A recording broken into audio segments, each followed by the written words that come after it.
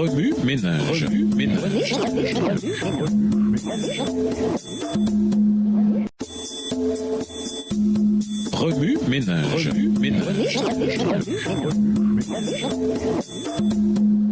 Bienvenue dans votre émission Remue ménage. Voilà la leçon de jeudi. Serais-je trompé? Lisons Matthieu 4, les versets 1 à 11. Matthieu 4, versets 1 à 11. Alors Jésus fut emmené par l'Esprit dans le désert pour être tenté par le diable. Après avoir jeûné 40 jours et 40 nuits, il eut faim. Le tentateur s'étant approché lui dit « Si tu es le Fils de Dieu, ordonne que ces pierres deviennent des pains. » Jésus répondit « Il est écrit, l'homme ne vivra pas de pain seulement, mais de toute parole qui sort de la bouche de Dieu. » Le diable le transporta dans la ville sainte, le plaça sur le haut du temple et lui dit « Si tu es fils de Dieu, jette-toi en bas, car il est écrit, il donnera des ordres à ses anges à ton sujet, et ils te porteront sur les mains de peur que ton pied ne heurte contre une pierre. » Jésus lui répondit « Il est aussi écrit, tu ne tenteras point le Seigneur ton Dieu. » Le diable le transporta encore sur une montagne très élevée, lui montra tous les royaumes du monde et leur gloire.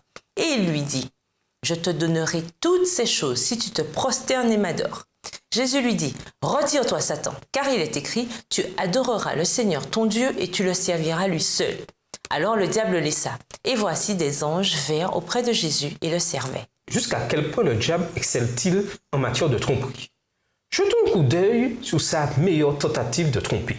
Le diable essaya d'amener Jésus à prouver son identité. Dans la première tentation, Satan commença par ces paroles « Si tu es le Fils de Dieu ». Rien que par un « si », il essaya d'amener Jésus à prouver son identité. La puissance d'un « si » est au-delà de toute mesure. Beaucoup d'entre nous aujourd'hui se sont retrouvés sur d'horribles chemins à cause de tout petits « si ». Si tu es vraiment un homme ou si tu m'aimes vraiment ou si tu n'as pas peur.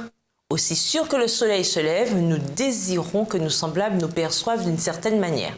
Chose ironique, nous finissons même par essayer de prouver au diable que nous sommes, en fait, les enfants de Dieu.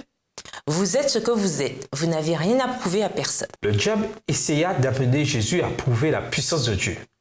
La seconde tentation aborde la foi versus la présomption. C'est simple. La foi se réclame de la promesse et obéit. La présomption se réclame elle aussi de la promesse, mais désobéit. La présomption, c'est une différente sorte de si. Elle demande à un individu de prouver la puissance de Dieu, de se mettre lui-même en danger pour que Dieu l'en délivre. La présomption, c'est entrer dans une relation romantique avec une personne qui n'aime pas Dieu, confiant que Dieu va la changer. La présomption, c'est réclamer le pardon de Dieu pour avoir couché tout de suite avec quelqu'un, puis continuer à traîner seul avec cette personne en espérant que Dieu va nous garder. Le diable essaya d'amener Jésus à faire le travail de Dieu sans le caractère de Dieu. Cette tactique, je l'appelle la tactique de Judas pour le ministère. Dans la troisième tentation, le diable offrit à Jésus ce que celui-ci espérait sauver, les royaumes du monde. Cette tentation insinuait que Jésus pouvait obtenir ce qu'il voulait sans souffrance et sans chagrin, sans difficulté, si seulement il acceptait d'adorer Satan. Les tactiques les plus fructueuses du diable se trouvent dans ces trois types de tentations. Elles sont des tentations quand le diable nous dit que nous pouvons flirter pour convertir, mentir pour gagner des âmes à Jésus, obtenir les meilleures notes en trichant, accomplir ce que Dieu nous demande de faire sans nous fier à ses voies. Je les appelle les tactiques de Judas parce que Judas voulait faire entrer Jésus dans le bureau ovale de Jérusalem. Il choisit hélas de le faire en se salissant les mains. Pour combattre le diable, une simple prière suffit. Seigneur, je t'ai vu combattre le diable à telle occasion auparavant. Je te prie, refais-le dans ma vie. Aide-moi à réussir.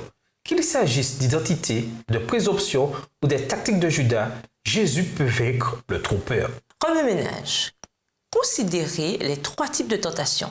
Par lesquelles le diable vous attaque-t-il le plus? Selon vous, quelles sont les meilleures stratégies contre les tromperies du diable? Que pensez-vous de la courte prière submentionnée? Croyez-vous que Jésus peut nous aider à vaincre tout ce que le diable nous jette en plein visage? Au revoir. Et à demain si Dieu veut. Remue ménage. Remue ménage.